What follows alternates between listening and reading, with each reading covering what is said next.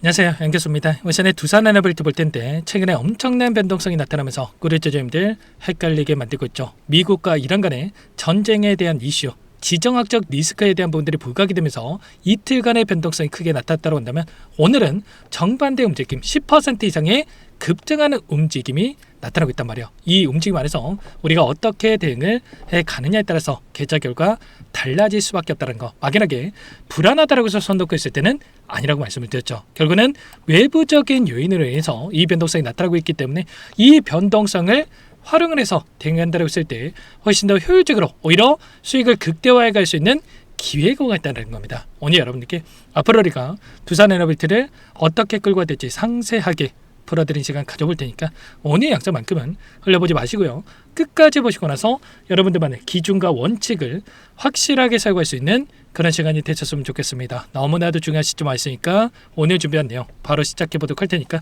눈 크게 뜨고 확인해 주시기 바라겠습니다.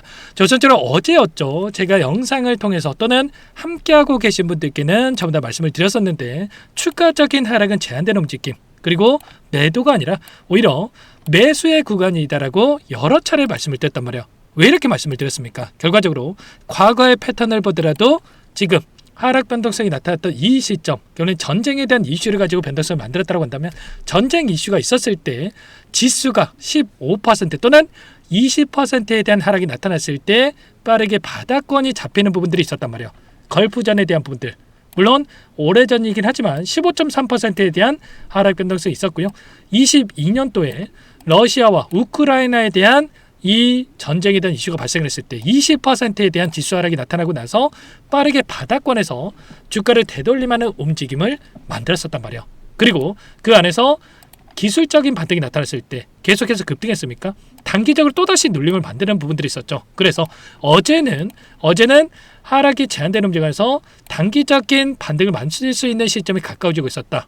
이틀 동안에 18.4%에 대한 하락 변동성이 있었기 때문에 빠르게 기술적인 반등이 나타날 수 있는 시점이 가까워지고 있기 때문에 오히려 물량을 늘려가는 이 대응이 필요한 시점이다라고 말씀을 드렸던 거죠. 이때만 매수하셨다고 하더라도 85,000원대부터 오늘 얼마입니까? 93,000원대까지 올라갔기 때문에 10% 이상의 이 수익을 가져갈 수 있는 대응이 가능했겠죠. 그래서 지금 구간, 특히나 신고가 영역에서 접근하셨던, 윗구간에 접근하셨던 분들도 지금은 매수의 영역 안에서 충분히 수익을 극대화해 갈 수 있는 대응의 영역에 있다, 이렇게 말씀을 드리는 겁니다. 다만 또 오늘 이 반등이 나타났다고 해서 급등 자, 이러한 움직임이 아니고요.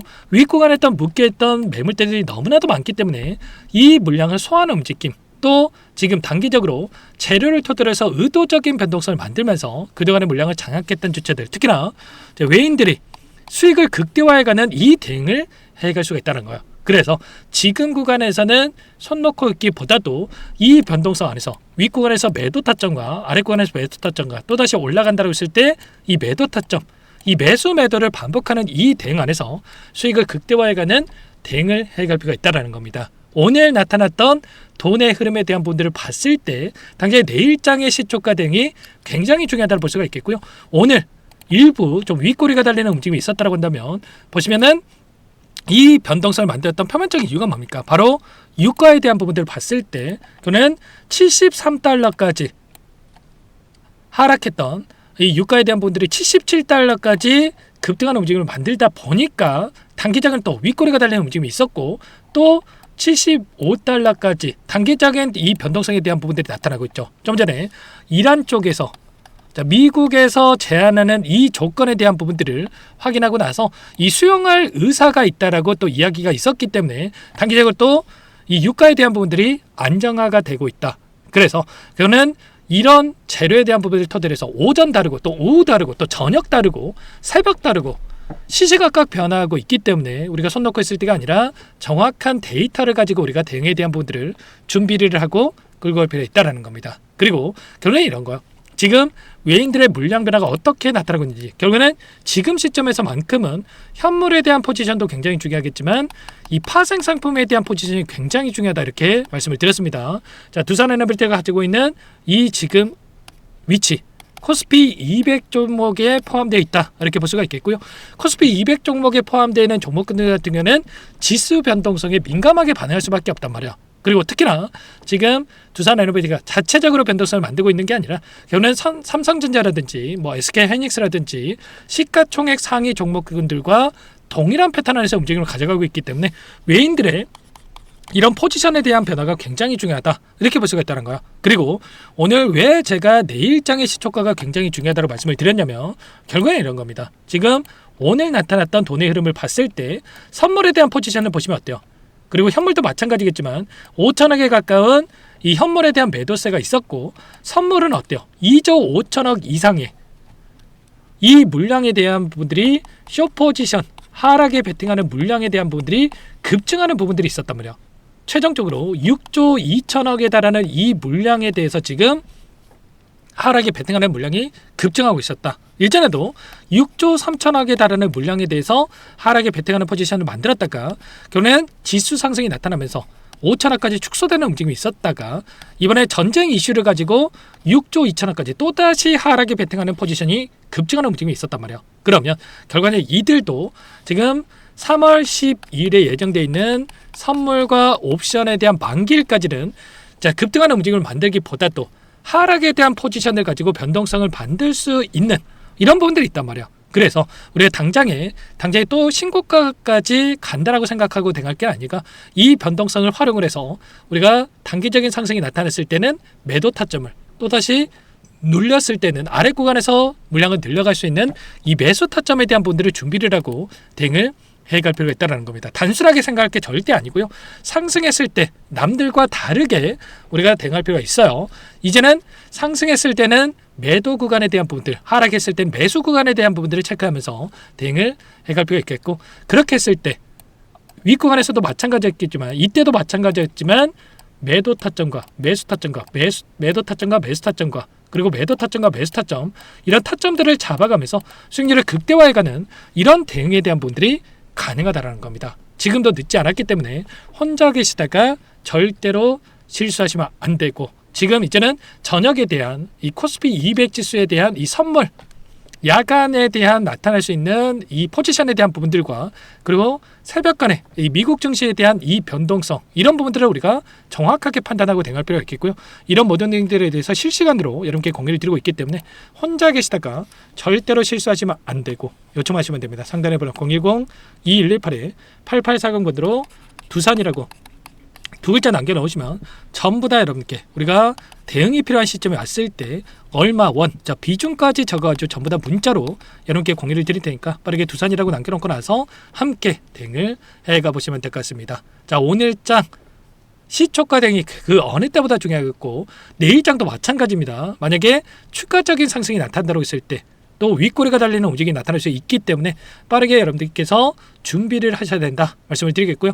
원래는 제가 영상 안에서 전부 다 말씀을 드렸었는데 최근에 이 변동성이 계속해서 나타나고 있단 말이에요. 오전, 오후, 저녁, 새벽 할 거 없이 변동성을 키울 수 있는 이슈들이 쏟아져 나오고 있기 때문에 이 변동성에 대한 부분들을 실시간으로 파악하면서 대응하는 게 굉장히 중요하다는 거. 그래서 이제는 영상보다도 단체 문자를 토대로 해서 대응이 필요한 시점에서 여러분께 공유를 드릴 테니까 빠르게 두산이라고 두 글자 남겨놓고 나서 함께 대응을 해가 보시면 될 것 같습니다. 결국에는 외인들은 이 개인들의 포지션을 보고 나서 실시간으로 이들의 이 물량을 가지고 변동성을 만들고 있다라고 여러 차례 말씀을 드렸습니다.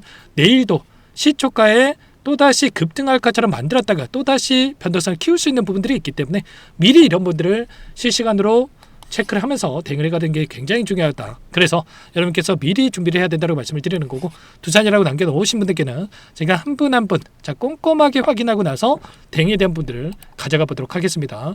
계속해서 원전에 대한 이슈 올라갈 수 있는 재료들은 쏟아져 나오고 있습니다. 근데 지금은 재료보다도 외부적인 요인으로 인해서 변동성이 나타나고 있기 때문에 이 변동성을 가지고 외인들이 특히나 이 공매도 세력들의 물량이 어떻게 변하고 있는지를 우리가 정확하게 판단할 필요가 있다는 거고, 이런 부분들 제가 체크하면서 이런 자리들에서 대응에 대한 부분들을 말씀을 드릴 테니까 미리 함께 해보시기 바라겠습니다. 전부 다 무료로 여러분께 도움을 드리고 있고요.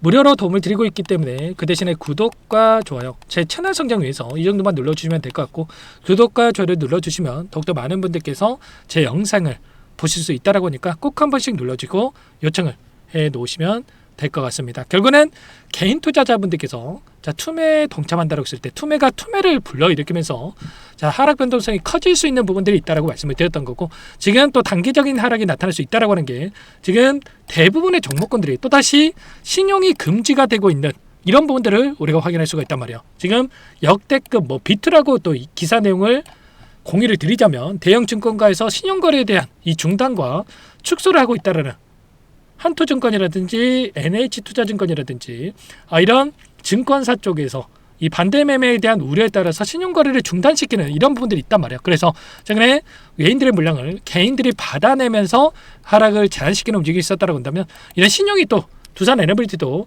신용이 금지가 된다고 했을 때 결국 개인들의 매수세가 축소되는 움직임 안에서 또다시 변동성이 커질 수 있는 부분들이 있기 때문에 지금 구간 단기적인 상승에 대한 부분들을 염두에 두되 쌍바닥 구간에 대한 부분들도 염두에 가면서 우리가 대응에 대한 부분들을 준비를 해갈 필요가 있다는 겁니다. 아시겠죠? 이런 분들 함께 대응을 해가시면 될 것 같고요. 자, 오늘 영상은 또 여기서 마치도록 하겠고, 제가 추가적인 내용들을 확인하고 나서 긴급한 상황이 왔을 때는 문자 또는 여러분들 다음 영상을 토대로 해서 찾아뵐 테니까 꼭 함께 확인해 보시기 바라겠습니다. 그럼 다음에 뵙도록 하죠.